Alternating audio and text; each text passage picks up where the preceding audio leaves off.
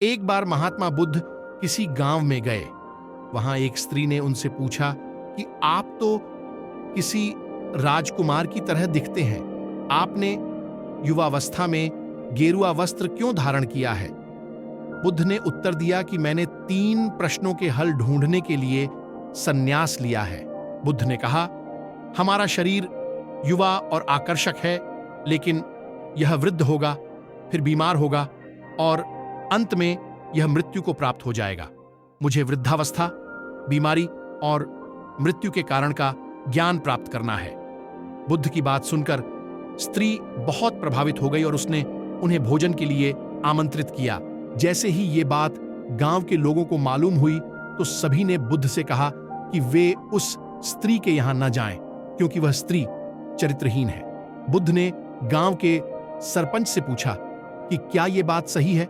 सरपंच ने भी गांव के लोगों की बात में सहमति जताई। तब बुद्ध ने सरपंच का एक हाथ पकड़कर कहा कि अब ताली बजाकर दिखाओ। इस पर सरपंच ने कहा कि यह असंभव है, एक हाथ से ताली नहीं बज सकती। बुद्ध ने कहा कि ठीक इसी प्रकार कोई स्त्री अकेले ही चरित्रहीन नहीं हो सकती है। यदि इस गांव के पुरुष चरित्रहीन नहीं होते तो वह स्त्री भी चरित्रहीन नहीं होती। गांव के सभी पुरुष बुद्ध की ये बात सुनकर शर्मिंदा हो गए। एक बार महात्मा बुद्ध अपने शिष्यों के साथ तीर्थ यात्रा के लिए जा रहे थे। चलते चलते रास्ते में एक गांव आया। महात्मा ने कहा, आज का विश्राम इसी गांव में करते हैं। यह कहकर शिष्यों सहित उस गांव में चले गए।